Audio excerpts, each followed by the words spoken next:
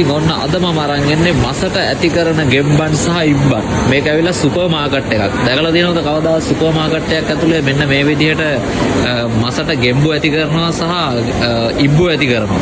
ඒ වගේම මම අද ඔයාලට අරන් එන්නම් ඔයාලා ජීවිතේටවත් කාලා නැති කාලා කන්න හිතන්නේවත් නැති මස් වර්ග. මෙතන ඔයාලට පේනවා මේ සුපර් මාකට් එකේ ගෙම්බු ඇති කරනවා. පේනවද? මේ හැම ගෙම්බෙක්ම මේ ඇති කරන්නේ මසට. දැන් අපි ගිය සතියේ මෙතෙන් එනකොට මම දැක්ක මෙතන ගෙම්බෝ විශාල විදිහට ඉන්නවා. නමුත් දැන් අද වෙනකොට අඩු වෙලා තියෙනවා. ඒ කියන්නේ මෙහි සාමාන්‍යයෙන් කෑමක් විදිහට මෙයාලා මේ ගෙම්බෝ ගන්නවා. පේනවනේ ගෙම්බන්ගේ සයිස් එක. එතකොට මේවා මේ ඇති කරන්නේ ඔක්කොම සුපර් මාකට් එක ඇතුලේ. ඊළඟට තමයි මෙන්න මේ ඉබ්බෝ වර්ගය. මේ ඉබ්බොත් මෙයාලා මේ සුපර් මාකට් එක ඇතුළේ ඇති කරනවා මසට. ඒකට මෙතනත් සාමාන්‍ය දැන් ඉබ්බෝ අඩු වෙලා තියෙනවා. මොකද එයාලා මසට අරගෙන ඉඳලා තියෙන නිසා මොනවද දැන් මේ ඉබ්බෝ බලා ගන්න පුළුවන්. මේ ඉබ්බෝ සහ මේ ගෙම්බෝ මෙයාලා මේ සුපර් මාකට් එක ඇති කරන්නේ මසට. ඊළඟට තමයි ඔයාලා බලන්න තවත් මෙන්න මේ විදිහට මේ මාළු දැකලා තියෙනවද කියලා.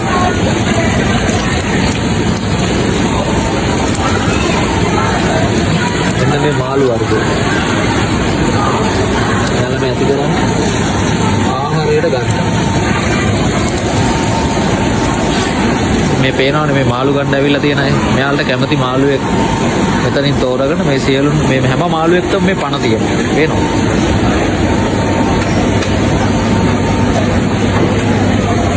ඉතින් මෙයාලා මේ විදිහේ විවිධ මාළු වර්ග මෙයාලා ආහාරයට ගන්නවා. ඉතින් මම ඔයාලට දැන් පෙන්නන්නම් මෙයාලා කැමති මාළුවෙක් මේ මෙන්න මේ ආකාරයට තමයි මෙයාලා මෙතන ඇවිල්ලා කූඩ දාලා දෙනවා. ඉතින් මෙයාලට පුළුවන් මෙයාලා කැමති විදිහේ මාළු වර්ගයක් තෝරගෙන මේ ආකාරයට අල්ලගන්න. තේරුණාද? මෙයාලගේ අවශ්‍ය ප්‍රමාණයට මෙයාලා මේ මාළු තෝරගන්නවා.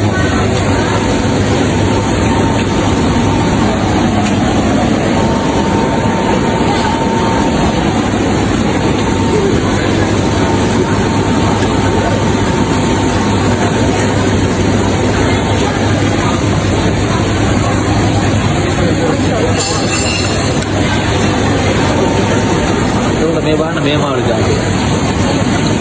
ඔයාලා සාමාන්‍ය ලංකාවේ දැකලා නැති විවිධ මාළු ජාති මේ චීනේ ඉන්නවා.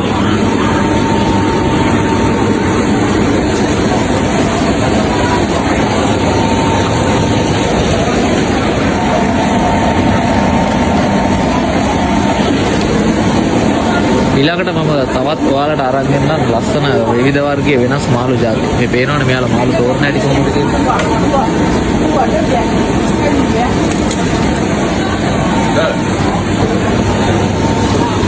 එතකොට මෙතන ඉන්න මේ මාළු ජාති ඔයාලා දැකලා තියෙනවද බලන්න. මම අහලා තියෙන විදිහට මම දන්න විදිහට නම් මඩු මාළු කියලා තමයි මෙතන කියන්නේ. මේ වගේ මම තනම මේ මාළු ටැංකි දාලා තියෙනවා. ඊළඟට මෙන්න මේ ඉන්න ඉස්සෝ දාතිය කොහමද සයිස් එක නේද? මේ හැම ඉස්සෙක්ම ඉන්නේ කෑමට.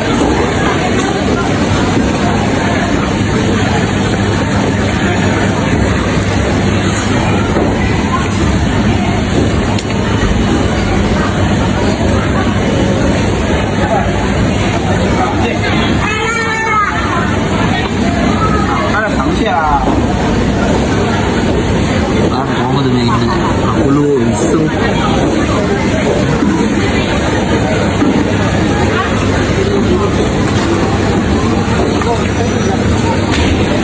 එතකොට මෙතන ටැංකිය ගොඩක් ඉන්නේ මේ බෙල්ලෝ ජාතිය. බලන්න දැකලා තියෙනවද මේ වගේ බෙල්ලෝ?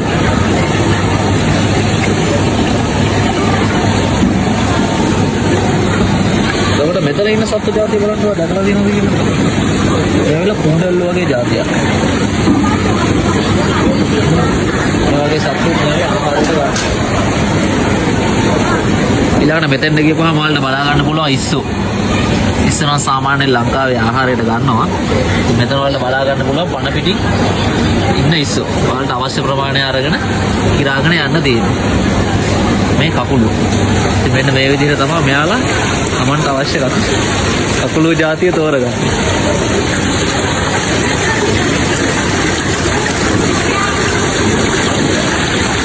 මේ කක්කුප්ප જાතියක්ද කකුලෝ જાතියක්ද කොහොමද තමන්ට අවශ්‍ය ප්‍රමාණයට බකට් එකට අරගෙන මෙන්න මේ ආකාරයට දාගන්න. මෙයාලගේ අඬු එහෙම ගැට ගහලා තමයි තියෙන්නේ. මේ තියෙන්නේ මේ වගේ මෙයාලට අවශ්‍ය ප්‍රමාණයට මෙයාලා කකුලෝ තෝරගන්න ආකාරය.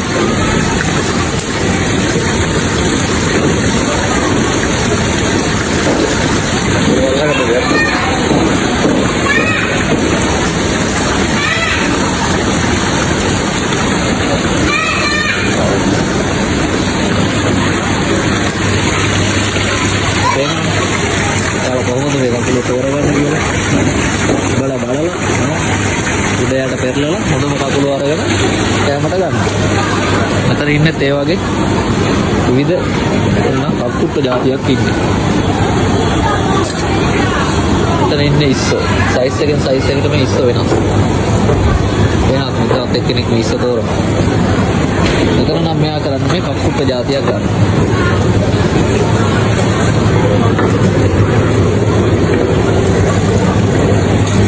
අවශ්‍ය කක්කුප්ප මෙන්න මේ ආකාරයට ගත්තා. බලුවා මෙන්න මේ විදිහට දෙන්න බකට් එකට දාගන්න.